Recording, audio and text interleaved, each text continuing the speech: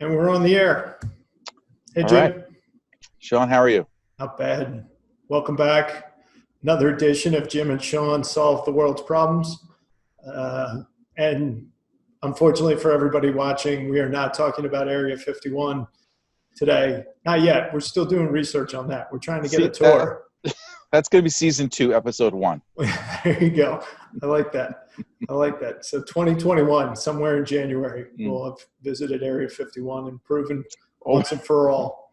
We're visiting? Yeah. Yeah. We got to go. Oh, this is a field trip? I thought this was just going to be a conversation. I know we're actually. All right. Well, Nevada's basically empty, so I'm not really worried about COVID, and I don't think it's on the bad guy list for Jersey or New York, so we should be pretty good.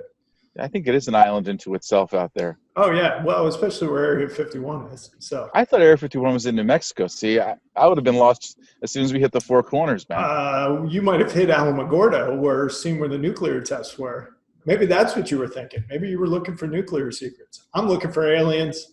You can have the nuclear secrets. All right. So, hopefully we have returning visitors, but just to remind everybody, I'm Sean O'Rourke, cyber liability consultant at Combs & Company, which is an insurance brokerage and consultancy headquartered in New York City. And you are? Jim Matola with Porzio Compliance Services, VP of Data Privacy Security Investigations. Porzio Compliance Services is a wholly owned subsidiary of Porzio Bromberg Newman, a regional law firm. Our focus at Porzio Compliance Services is really security, converged security model, digital security, physical security, and investigations. Fantastic. But part of your title includes the term data privacy, which is the topic of conversation for this video. And it was one of many topics that we had discussed, but we chose this because of a very serious event on which you actually were interviewed, which was the murder of a federal judge's husband, and then her son was shot by an attorney, or vice versa. Was it the other way around? The son was killed. Her son was murdered, and, That's right. And the husband was shot. Yeah. Yep. And so you were interviewed on that, and we decided data privacy was going to be this topic. And so my first question for you was, you come from the federal law enforcement wing. When it comes to, let's be specific about the federal judge, because she did come out with some pointed statements about protecting the data of federal judges and other federal employees. From your perspective, how does the federal government protect members of law enforcement and the judiciary and their information? Yeah, I think the difference or divide is when you're in a physical space or when you're doing your job. Right? That's one piece. So I think if you look at the way the federal government arguably handles exposing different types of information about public figures, it can be difficult to find that information, right? As far in their professional lives. Sure. Personal life can be different, right? It all comes down to really almost like a threat matrix, right? When are you really on duty and when you're off duty? And quite frankly, I can tell you, when you're in federal service, you're in law enforcement, or you're in the judiciary, you're really never off duty, right? That's your persona, and that's who you are. Just because you're away from your office doesn't mean you're still not a judge or Secret Service agent. You are. So I think for myself, as we got more involved in cybercrime investigations, I became more focused in, okay, how do I protect my personal information so that people wouldn't be knocking on my door, right? And really, Sean, this really has so much to do with the topic of our conversation, data privacy, but by and large, it has to do with data aggregation for consumer purposes, right, for commercial purposes, and data theft by criminals for their commercial purposes. And just this explosion of information that's out there and that's available and that's being commoditized by the good guys and the bad guys. And and unfortunately in the judge's circumstance, which she pointed out, there's a lot of information out there about her, and it's so hard to control that information. Every time you get a gift card, every time you sign up for something, we talked about this, right? Yeah. If you're signing up for something, it's free, you're the product, right? I'm going to stick with that because it's true. And I mean, it's not only that, but even from a technological standpoint, I know something that, that I think you're going to be able to share with everybody electronically, right? I mean, the tracking for apps and GPS, things like that. I mean, if you think about all those data points, there's so much information out there. Yep. That's for people like the president, vice president, and folks like that. It's very focused, but you have to look at it from a threat perspective. And there's literally thousands of threats that are received on an annual basis for folks in the judiciary. So, how do you figure out which of those threats are real, which ones are actionable, which ones are an email from Budapest versus something that that's local. Right. And it's a very, if you think about it, back in the day, people would say things at bars, and then the Secret Service would show up at your house, or you'd write a letter or a series of letters, right? But now this exploded. Yep. Right. And then if they wanted to find somebody, it was a lot harder. Now, unfortunately, it's a lot easier. And I guess the question is, I don't really see commercially, I can see the purpose of it, but I just don't think it's necessary that all information is available on everybody. And how do we control it? Yeah. And so unfortunately, the perpetrator of the crime that we had just mentioned, he killed himself. So he can't be interviewed. They have digitally traced some of his steps. So it did appear he was stalking the judge, but he had a proclivity for anti-feminist or anti-women diatribes. So he was digitally sort of a known actor, but nobody knows. And because you do have certain rights, you are able to vent. You could be anti whatever you want, as long as those words don't necessarily turn into actions or violate the confinements of free speech. It's very hard unless he directly threatened the judge, correct me if I'm wrong, it's very hard to go after him or to do anything with him. Right. I mean, I think this perpetrator had a long history of, I'll call it activism, right? Right. Yeah. That was interviewed. He was interviewed on nationally recognized media outlets. But I think, Sean, the interesting thing here is there was a triggering event, right? His own illness or something else, right? So if you put in a mix of mental illness, basic fixation, and ability to actually commit one of these types of terrible crimes, that's the combination of things that you have to be, cautious about, obviously. And forecasting that is very difficult to do. And I think this is why, if he had shown up at the house previously, or he had been seen by the police out there previously at some point in time, could have done a temporary restraining order. There's other things that can be done. I still don't think that law enforcement has caught up, and laws have not caught up to this type of harassment, stalking. Sure. Apart from the magic words, I'm going to kill blah, blah, blah, or I'm going to do X, Y, and Z. Bail threats, that's the issue. That it's very difficult. We worked in a number of cases like this. It's hard. It's really difficult. But it's, to your point, it's a lot of data points you put together, you make the case, and then is there an overt act?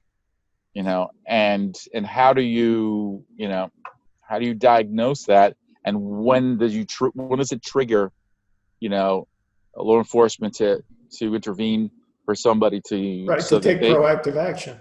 Right. Are they harmful to themselves or to the others? Right. Yep.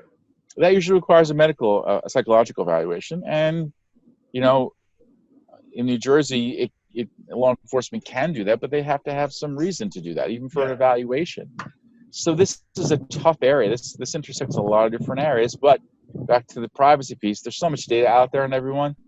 It's difficult to kind of hide in plain sight, you know. Right. I mean, the federal and state and local judges have always had threats. I mean, the 60s and 70s, there were judges being assassinated by the mob and what have you. So the federal put in place some protections for them, but that was back in the days when I couldn't go to something like Google or Zeta search or what have you, and for free be able to type in Jim Mottola and then find out all the information that I could possibly get. I could find out your address history, where you live now, where you used to live, and so on and so forth. So to that end, I think one of the questions that we have to, that we're not going to answer here, but that we could raise is that when it comes to your life work type of situation, can you think of a way, because I've been trying to think of this, but can you think of a reasonable way to sort of delineate that, to protect folks like yourself, like federal judges, even state and local judges, so that maybe their work information is known, but their personal information is much harder to find? Or do you think, as you said, with the proliferation of data out there, it's, the cow's already out of the pen? Well, I definitely think it can be done, and we work. One of our consultants, Dr. Kim Miller, this is one of the services that she's provided for years, and we continue to provide to clients, is basically going in, we call it a threat assessment, finding all that information that's out there, and then going through an opt-out removal process. We always talk about opt-in, opt-out here, right? Yeah. But opting out of those sites, the white pages, the People 123s, the Spokios, right? It's tough to do. It's a laborious process, a multi-step process. It can't be done by bots. It needs to be done by a person. And, we're talking 150, 300, 400 sites. And sometimes if you go to one site, remove yourself from one site, you're off 10 sites. So and I say that just so I think everybody can understand that it's difficult to opt out, not like you unsubscribe for an email or you're block an email, right? That's one point of time. That's one point or one I guess company, but there's so many different companies that do this. So I guess I'll get to my point, which is that I think it's doable, but I think it's very laborious. Yeah. So where do you start? How do you start to dial back your information and reduce your exposure? It might be from the point of time where public officials, when they're onboarded, this is something that they do, right? This is something, steps that can be taken, some best practices, use a PO box, don't use your own mailbox, have your packages sent to an Amazon drop. I mean, it's not easy. It requires an extra step or two. Right. Like two-factor authentication, which people just love. Yeah, people complain about getting a text on their phone, and now we're going to tell them, well, you got to go into Amazon Dropbox to go pick up all your Amazon packages. All right. I mean, so do we have to change our lives to protect our information? Right. Look, this is something we talk about all the time. It's a mindset. It's inconvenient. So I guess, these are the steps that have to be taken, and it's very, I don't know if the federal government can pull it off for all their employees, all their gun carrying employees, all the judges. But again, it comes down to threat. Do you get a threat? Then what do you do? I think it's hard to put a genie back in the bottle.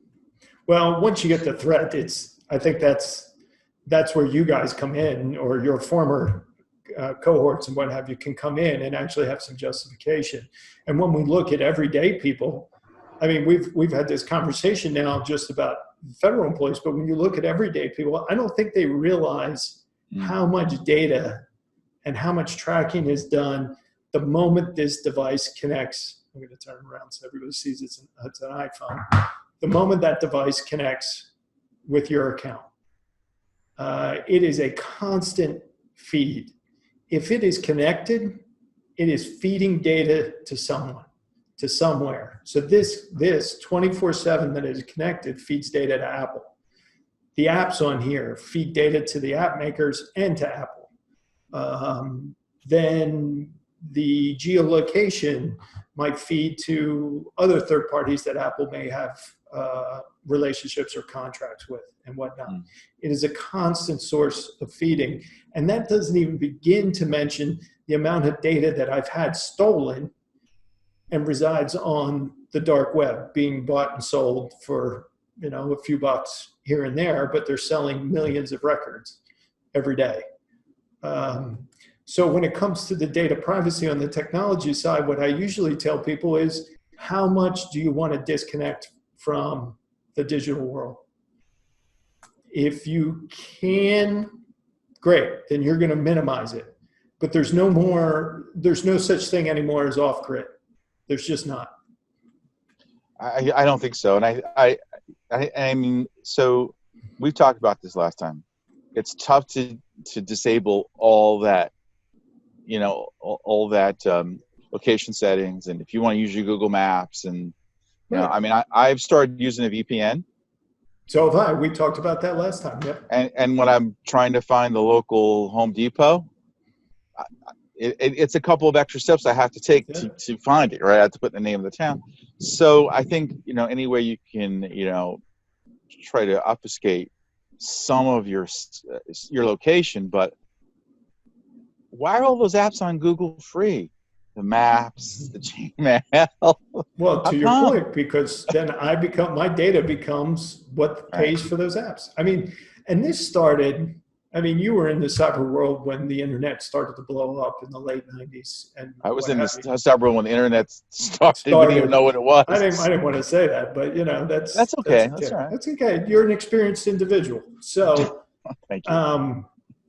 And everybody thought everything should be free because that's the way they started it, because they thought the advertising-based model would work online. Well, then when the advertising-based model started to sort of tail off, they realized, well, we've created this appetite for everything to be free, but we still got to pay our employees. We still have to make the apps. We still have to maintain the service. How do we pay for it? Oh, look at all this data that we're collecting. What can we do with it? Who would want it? And I'm not really sure where that transition started and who really started it. Maybe it was Google. I mean, I know that to your point, right? This was a model that I don't know. It's a great question because I don't think we realize this as consumers. I know I even didn't. I didn't. Yeah, I mean, I didn't. I think Facebook very early on changed their model, right? From a advertising model to a data aggregation model, and obviously, of course, all these situations that happened then with Cambridge Analytica and whatnot, right? And so yeah, I mean, it's become that point, and I think all these products are so inexpensive. Subscription fees are so inexpensive, and I think that's where if you're using a SaaS product, you really need to figure out what type of data they're going to be being used. And we see this a lot with schools right now. Right? Since they're going to remote learning or distance learning, there's a lot of applications that teachers are using to enhance the, their teaching experience and for the user. So, yeah, I mean, we're looking at these and trying to help schools figure out what's behind the curtain. And what type of student information is being shared. And I think a lot of it comes down to, we're talking data privacy regulations and GDPR, CCPA, right? Even FERPA to a certain extent. I think you always need to know what type of information you're sharing. Because not all of it is important, right? All of it's important, but not all of it's important, right? Yeah. So, oops, I told you I was outside. Anything could happen. I heard the airplane before. I haven't heard many airplane sounds, so it was kind of good. That is you're right. They're not. This is a flight path here, but so anything can happen because we're outside. Dogs, cats, birds. Hey, this is live, so This is live. It's a thunderstorm. We don't edit this, so. No, exactly. So we'll see who pops up into our screen. Yeah, exactly. But I think that to that point, there's so much information out there, and it's being aggregated in such various ways. But are data privacy regulations keeping up with this? Again, you would have thought, how about 1992? We come out with the United States Data Protection Regulation. How about this? It's a utopian view, in retrospect, of what could have been a way for us to control personal information. Yeah. And I look at it from a data privacy perspective. You look at it from a technology perspective. I mean, it's just not my name, my social security number, date of birth. It's the data point. It's where I was and what I was doing, and how devices are all that information is being aggregated. So you and I have a value as a data subject. Yeah. And that's what's being sold to commercial entities and whatnot. And let's sort of qualify this, because I was thinking about it. It was a shower thought, because I actually did think about it as I was getting ready this morning. We're not talking about data privacy because you're trying to hide something, or you're trying to hide necessarily the websites that you're visiting and whatnot. I mean, I don't go to sites that I show my wife and what have you, so she could know my entire browser history. But it's the point that by giving it all away, you just further expose yourself to your point, to your risk vectors. The more data that you provide out there on yourself, even if it's innocuous data, the more of a footprint you create to make yourself a target. Because anyone, anywhere could then take that data and say, I understand what they may be vulnerable to, and this is how I'm going to attack them. Well, I think this is exactly, doxing is not a new term. Yeah. Right? Can you explain to everybody what doxing is? So doxing is basically, you may have seen this. So let's suppose I'm the CEO for a business, and I have I'm not environmentally friendly. Right? Yeah. And I'm laying a pipeline across, I don't know, protected land somewhere in the West. Sure. So as a way to harass that CEO, people go on, they find all this personal information, they aggregate it, and then they just blast it out there on websites. To do what? First of all, it's very unsettling. But second of all, emails, letters. It's a way basically to harass that person. That has been around for a while. And it's a term that we don't hear a lot anymore, but it's still something, in the digital world that's very prevalent. So, sure. So if you're, the head of a bank, or or smaller businesses, and you're out there and you're public facing, you want a lot of information about yourself, because you want to be able to people to relate to you, because it's hard to relate people over a website. But anyway, I just think a lot of information is released that doesn't need to be released, and it's just unnecessary. But I think folks that are in the public eye, there's where there's more risk, right? Yes. Because there's a chance of being, targeted. And that's what we're talking about from a digital sense, but also, unfortunately, sometimes from a physical sense. Pop stars, athletes. There's always going to be somebody who doesn't like somebody in the public eye. Yeah. So and they are, to your point, they're high value targets. For one reason or another, whether it's because somebody becomes obsessed with them, or from a digital standpoint, their information would be much more lucrative than mine. Let's say, if I can get some celebrity's information, their information is going to sell for a much higher figure than mine's going to sell for. Yeah, and we really haven't even talked about identity theft. Yeah. Which is another way to leverage that information into something. Now, back in the 80s, okay, it was very different, because you get your credit card statement once a month, and your identity may have been stolen.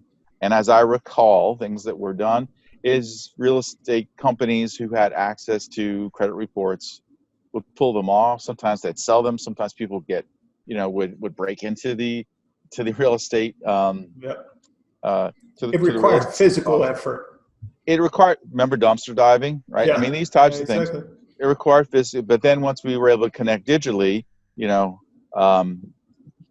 it was, even with dial-up modems that used to put on a cradle, and kids were using their Commodore computers to do that. So it became a transformation. So I guess, to your point, is that, even with identity theft, you can still be the target of identity theft. And high net worth individuals are targets as well. So it's really what you want to do with the information. Do you want to aggregate it and sell it as a commodity itself? Do you want to use that to, and we've talked about this before, do you want to use it for business email compromise, right? To force a company to send payment to a different different bank account? Do you want to use it to harass somebody for political means, or do you want to use it to harm somebody? So the threat vector you talked about, the attack surface is very, very wide because there's so much information out there. And Yeah. how do you maintain a public persona, right? Or whether you're a judge or a business, and find that balance of protecting your own information from a safety and security standpoint. Yeah, and I mean, I've been the victim of having my financial information used in a Ponzi scheme years ago, and I'll tell you what, it's a pain, and people know this who go through it. So I now I use a service called Identity Force. And they provide me, obviously, they monitor my credit, they actually monitor my social media and some other aspects. And they also give me coverage should my identity be utilized for nefarious means or not by myself. And so they'll actually take some of the steps that you were talking about, not the opt-out steps, but they'll do the legwork to help recover my identity and sort of rebuild it or repair it. Mm-hmm. But that's not necessarily within the means of everybody, but it should be. It should be something that a lot of people who have businesses, who have families, who have single parents, and what have you, should have as a basic first level protection. Because that's where you're going to see, I'm never worried about my credit cards, because the credit card companies will refund a fraudulent charge the minute I call them. And they'll go through it and they'll refund it, and we're good to go within a couple of hours. I'm always worried about my cash and my credit score. And the cash, because it's much harder to replace stolen cash, because you have to prove that you did not take the cash and somebody else did. Well, you may or may not be able to do that. And if you can't do that, banks or whatever depository we're talking about, it's going to get much tougher for them to return it, or it's going to take much longer to return it. And then obviously your credit score, because that's what everybody bases everything on. Now, obviously you can't. Yeah, I mean, if I had your credit score, I'd throw mine away. Yeah, right. Says the man who's at 849. Yeah, I'm sure. But I know, but I mean, I think, yeah. It's such and I know we're going on a very broad topic, but it's hard to nail down data anymore, because it's basically as broad as the earth is round. You just can't fathom all the data points that you hit. And when we talked about the contact tracing apps, that was one of the things that made both of us nervous, is that it just opens up a really large data point into your entire life, which raises your risk level so much higher. And this is, the consumerism and just the ease, right? If you're selling something, you want to make it easy. Mm-hmm. And that's what, we are everything is so convenient. And and pre-COVID, it was such a fast world. Now we've really slowed down quite a bit. Sure. I mean, if you want to make these changes, you have to take the extra step. And we're human, and you know what? I would say that most humans are a bit lazy. I Yeah, mean, there's inertia and everything, sure. right? I mean, we like the quick and easy. Let's get it done. Let's put the risk behind us. I don't worry about it. Nothing's bad's going to Yeah. happen. I think that's a typical mindset. But I think you have to change that mindset a bit. So how do we do that, right? What are some of the things that that you can refer clients to do? And from an outward facing consumer data piece, again, that's a service that we offer because we think it's important to make it harder for people to find you. All right.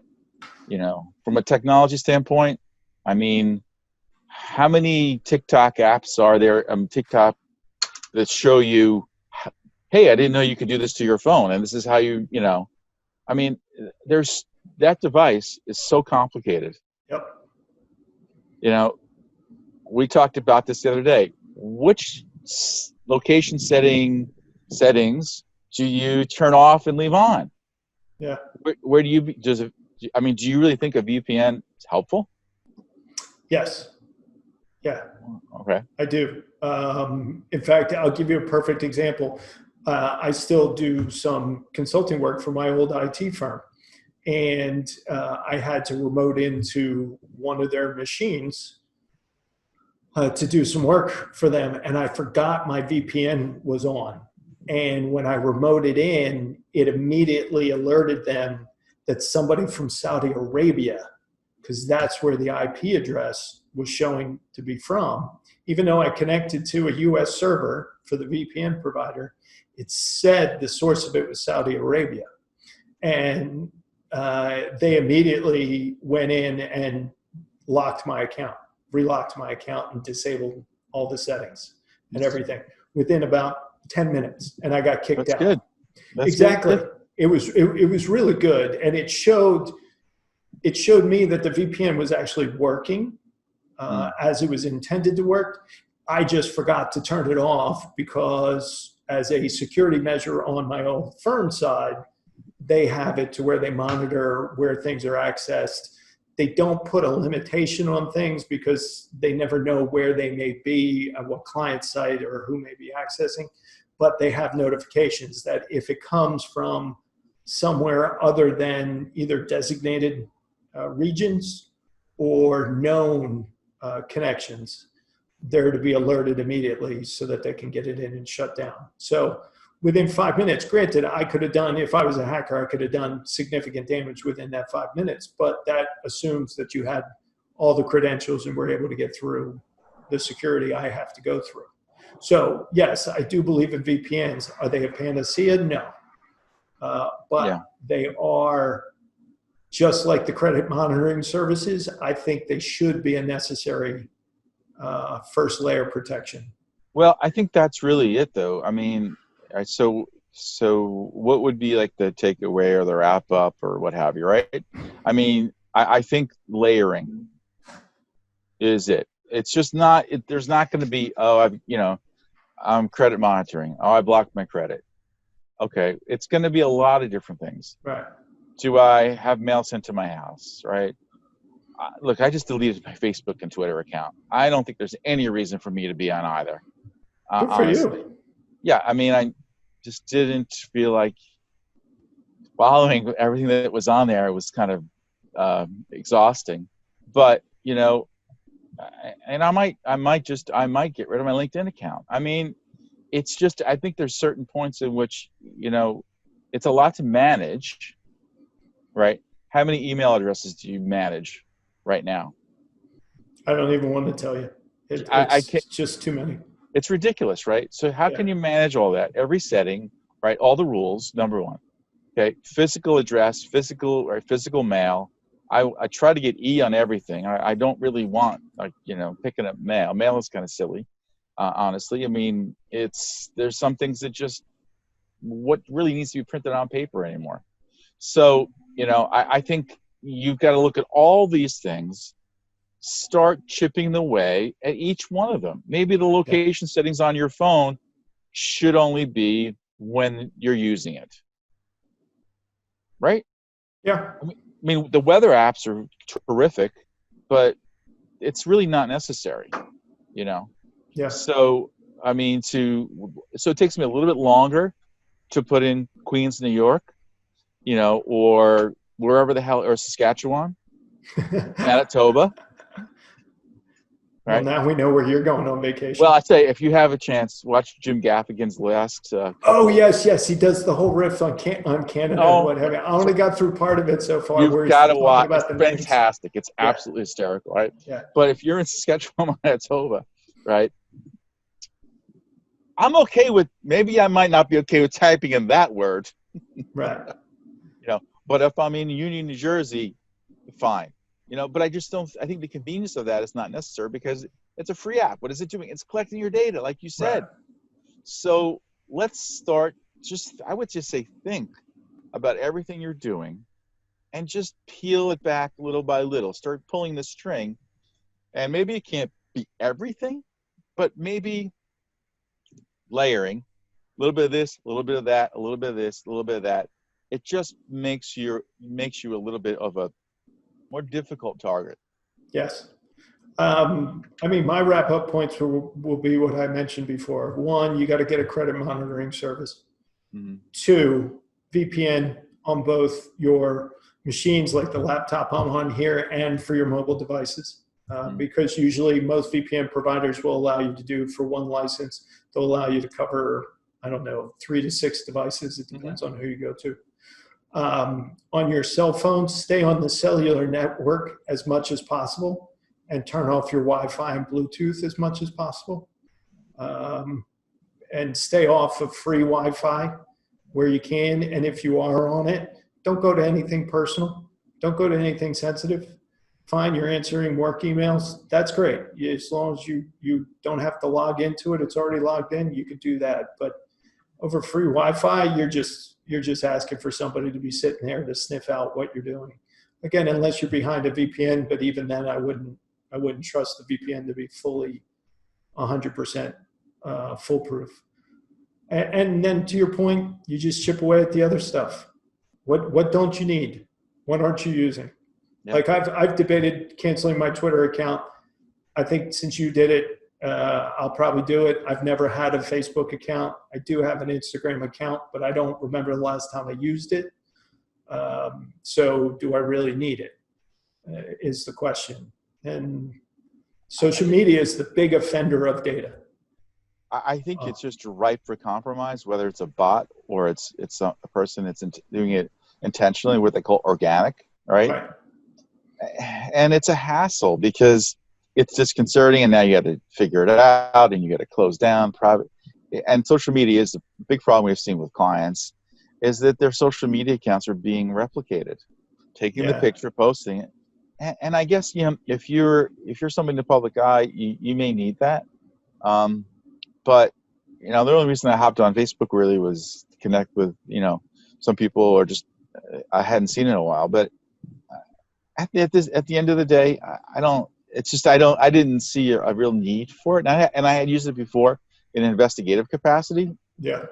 I just, you know, and Facebook is, there's so much more now that's out there that's available. So I think it's a tough thing, you know, like you said, pull back. And, you know, Sean, we haven't even talked about IoT, which could be like another. That'll be another topic, because I'll The go on a rant. watches. I'll go on a 30-minute rant just about that. I mean, yeah. Give me a taste. Watches, what? I mean, forget the watches. It's what I see people doing in Starbucks, and the free Wi-Fi devices that they have there, and then these security cameras that people are installing. And you know what? I'm just going to hook it up to my publicly available Wi-Fi. No big deal. And then I'm looking at them thinking, do you know what that means? And then I look at them and I realize, no, you don't. You don't know the moment you do that, what you've set in place that could be compromised, and then could compromise the entirety of your operation. Who was that? Somebody got hacked it wasn't in Jersey, but it was a Oh, warehouse type setup. But somebody got hacked from their security camera system, and they got into the entirety of their network. And it took them all for like a half an hour because there was a security flaw in the cameras that but haven't been patched. but when you come home to your 5-story apartment building on the Upper West Side, Oh yeah, don't thanks. right? Don't you want to make sure that the floor tile is at 72 degrees? It's set No, when you walk in. no, Don't you want no, your what is it, the no, Nest, your Nook, no, whatever? Don't you want that? no, no, Don't you, when you walk in, don't you want to tell Alexa to start making your Frappuccino? no. Right off the. We do have an Alexa device, and I have it begrudgingly. I have to admit, I do have it begrudgingly. If I had my druthers, I'd probably unplug it and just leave it off to the side. And I don't broadcast our Wi-Fi name. You'd have to know how to go and try to find it. I take steps. To your point, I pull certain strings. I know it's not perfect, but I try to do some things to reduce my digital footprint. I think that's it. I really think that's it. You've got to do some things, or you just don't buy those things. I don't need a digital assistant. And it's funny, the phone's not by me right now, but when you say something like, "Hey Siri," and like 2 or 3 devices start popping. Oh, but see, I don't have that. Mine doesn't work. Mine doesn't work unless I hit the button combination. And that means my phone has to be unlocked. And so I have that sort of turned off. I don't have Siri turned off entirely, but I do, again, I pulled one string to make it a little less convenient.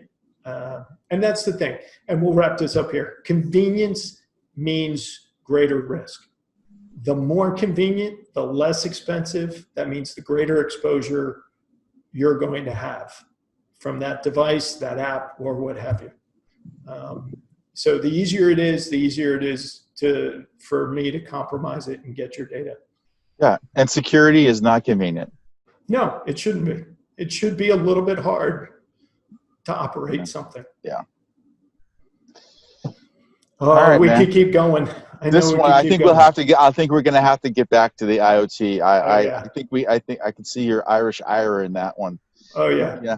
Yeah. I think your face started to turn a little bit red, man. You were just we're going to go to the other topic that we didn't choose this time around next time, but then maybe IoT will happen in October or something. Yeah. Because that's a big topic, and especially for retailers. As they reopen and they try to figure out ways to get consumers back in there, I guarantee IoT devices will be part of that plan. Yeah.